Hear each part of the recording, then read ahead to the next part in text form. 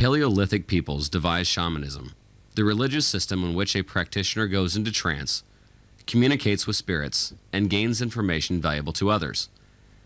The ritual healing theory, devised by Professor James McClenon, argues that shamanism originated in response to various forms of unusual, often referred to as anomalous, experience occurring in all societies. We can observe this process going on today. A small percentage of people in all societies often perceive apparitions, extrasensory perceptions, out-of-body experiences, and psychokinesis, or paranormal movement of objects. When these people gather to perform rituals, they may perceive unusual events in groups. One such group, called SORRAT, the Society for Research in Rapport and Telekinesis, has frequently perceived levitating objects and communication with spirits through raps. This film presents a former member of that group.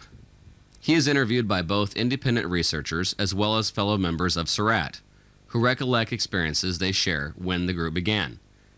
Here, this interviewee describes an out-of-body experience, illustrating why people who have frequent experiences believe as they do. I was laying down in his bed in the room, and then the next minute I remember it was, it was really strange. But I remember seeing, it was like I was up at the ceiling looking down, and I was looking down at the bed, and I could see myself laying on the bed. Man, it was just weird. Out of body. Yeah. That's what it's generally referred to now. Yeah. They used to call it an astral projection. I saw myself leaving the room, and I was outside, but I was flying. And flying in the same kind of position, like you think about Superman now, where you're flying and your arms are outstretched and you're looking down. Like Dr. Nyhart did in his poetry. I was asking questions, what are you seeing? And then I was writing down what you said. Tom realized that I was going over terrain that was familiar to him, going towards his parents. Something about an S curve farm in the road. But I had never been to their home or farm. It was strange. And of course, in the conversation, Tom said, well, it's hard to tell how legitimate that is, because even though you haven't been to the farm, maybe he was thinking those things, and I was picking up aspects of the farm through his thoughts, rather than me actually flying and really being there and seeing it live. And we try to be as objective as possible. About the potatoes, though. Right. So and the next weekend, Tom said, well, why don't we drive down there and you can meet my folks and see the farm and all of that. Which we did, and it looked pretty familiar.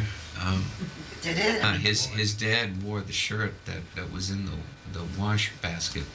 And then in the barn, we went in there, and there weren't, all the potatoes were gone except a few, old ones that were just kind of scattered there. Turned out my parents had given them to a blind neighbor family.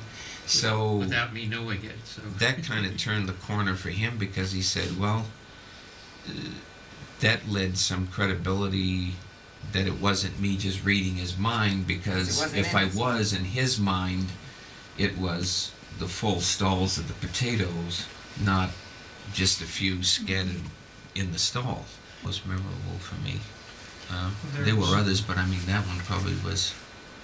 It was a really exhilarating kind of experience.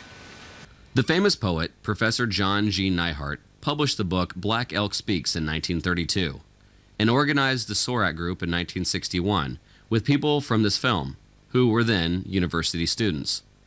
They experimented with paranormal phenomena, especially table levitation. Although many scientists find it difficult to accept claims of the paranormal, people all over the world report similar astonishing events, and these perceptions lead to beliefs in spirits, souls, life after death, and magical abilities, the foundations for shamanism. Here, our interviewee describes the process by which the SORRAT phenomenon first developed. It took a while, but it was kind of like the group kind of started to somehow, I think, just kind of gel. I mean, The rapport. yeah, I don't know how, other than saying that there was a rapport that developed among the group. And it was kind of, you could tell once that happened, then it was kind of like, then we started feeling tremors. For lack of any other term, it was almost like as if the molecular structure of the table itself was vibrating, but it really wasn't visible. It wasn't like the table was moving. You could just feel that Electrical. yeah, I mean, you know what does that sound about right? That's right. It was just, I mean, it was, and you could just tell, and that's the way it kind of started. Then we started to get some like slight movement in the tables, and then the raps then became a part of that whole thing. And of course, we didn't know at first about the raps. They were like random kind of noises, and Yeah. a lot of times they were around the area of the table, but then other times they'd be in other parts of the room.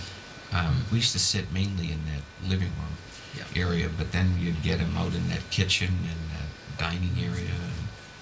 And even outside eventually. Yeah, that's true. Then I can't remember exactly how we started to realize that the raps then became a communication method. Dr. Neihart knew it. Yeah. He'd read about it earlier. Mhm.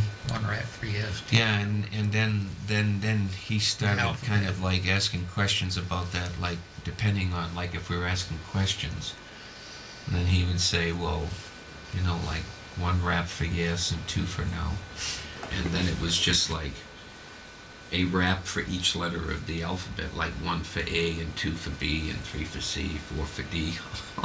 Hopefully you didn't have many words with Z. Questions would be asked, and then you would get answers through the raps back, either by yes or no's to questions or spelling something out. Really, I don't think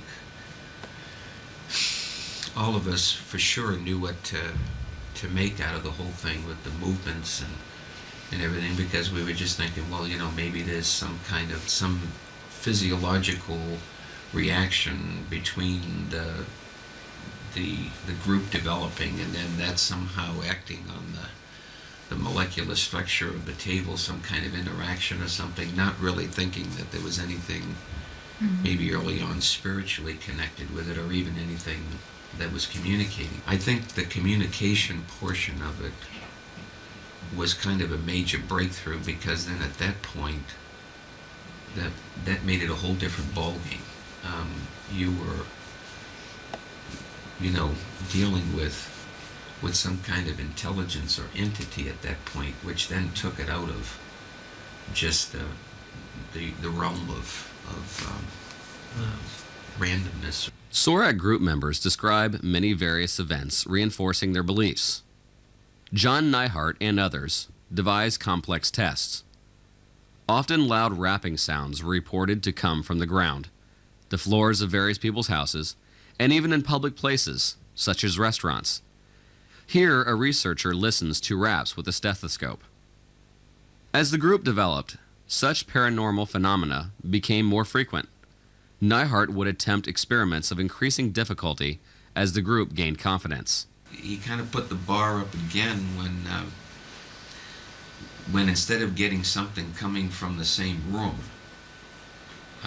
he wanted something to come from another room with the door closed. What was it, a rock? That was in that was in the study, wasn't it? It was in a box in the desk of his study. And we were in the living room, and then the rock, I guess, came on the table, right? Yeah. Right. I mean, it's one thing to say for a book to come from the bookshelf over, and you could say, well, if a table can levitate, then why can't a book off of a bookshelf in the same room levitate and come over to the table, okay? This, though, was a rock, in a box in a closed desk drawer. That somehow got out of that box, got out of that closed desk drawer, passed through a closed door, because the door never opened, and came to the table. And I decided one night with Tom at our apartment to do a table levitation without going through the preamble. Table, will you please levitate? Come on, table, levitate. Well, I didn't have to say anything, and the table went clear up to the ceiling. Dr. Neihart, like I said, he was usually the one, that would try to set up what he wanted to do that night, But it was kind of funny, because as this kind of developed, sometimes whatever we were dealing with sometimes also had a mind of its own. And even though he wanted it to do a certain thing, sometimes it just, the experiment went off in a completely different direction, and then other times it would be pretty much in line with what he wanted. As people do all over the world, our interviewee found that he could go into trance, and his trance performances became part of the group's experience. He sometimes gave messages and did spiritual healings while in trance. After conducting many tests, John Neihart came to believe that the spirit of Black Elk, as well as other people, were speaking through our subject. These trance experiences portray how shamanism emerges naturally as a result of anomalous experience. When you're kind of part of a group, I guess you have to feel comfortable with that as a group. But see, the problem that was always for me, is if I went into the trance and I didn't really have an awful lot of recollection of anything while I was under. Really? And then when I would remember. come back out of it, of course, he was I'd take notes, taking the notes, or somebody to have the tape recorder going. right, and they had like tape recorders or whatever, and then it was more of them collectively telling me kind of what happened, which in Silly some way you strange have to ways know. I missed out on some of the stuff. Sometimes, though, it got to a point later on when we'd be coming out there, and like we'd walk in the house, and before we even started the experiment, and there'd just be raps starting Like greetings. all over the place. We were like coming in, and everybody was saying hi, and we hadn't even really formally sat down to do anything, and it was kind of like it was this all over the place, and be in the floors and the walls and in the ceiling, and that was kind of enjoyable because I was awake. The forces at work, whatever you want to say they were, they had the capability of being extremely sensitive and gentle, more floating or soothing, or not really harsh, and kind of delicate and light. And then at other times it could just have a just really sense of just absolute awesome sense of power to it. That would shake skyrocket. You just have to be in the room to experience it. But the whole room, it was like the house was shaking in its very foundation.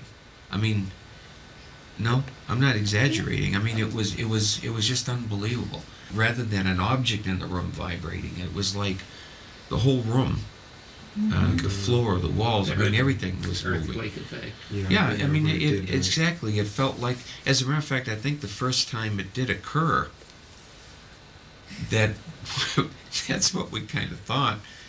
And I remember we were kind of checking the papers and everything the next day to kind of see whether there was some kind of reported earthquake. It was powerful, but it wasn't frightening. Like you can see some things that are kind of, awesome, and then it's just like, it scares you. But this, it was awesome, and you were kind of awestruck, but it wasn't something that instilled fear in you. But that range of ability to be something very light or very gentle, all the way to something that could be quite immense or like that was really quite an interesting range. Our interviewee presents his own explanations for the source of the group's experiences. These narratives illustrate how group experiences led to shamanism. The thing that I always felt, though, was the key, was the special rapport that the group developed. Now, I mean, I can't prove that. I'm just saying that was always, and I think most of us in that small group kind of felt the same way. It was just, I don't know, one of those special things that happens maybe once in a lifetime. I don't know, where certain people or forces come together and just at the right time, in the right place, and why that happens, I don't know, whether it's fate or whatever. You seem to develop or get to a point at some point in this long journey, so to speak, where it gets beyond trying to prove anything anymore. If anybody new came in that had any scientific background about them at all, it was like they were always wanting, because they were the new person on the block, so they were the new skeptic, and you always were going to have to prove something to them. But anybody that had been along the journey with us, after a while you get to a point where you just kind of knew that, well, what else was there to prove? I think the quest later on became more, not so much having to prove it anymore, as it was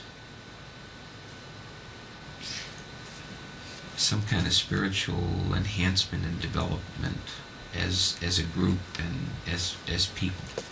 I think as the group developed, that was more important than really trying to prove it to anybody anymore.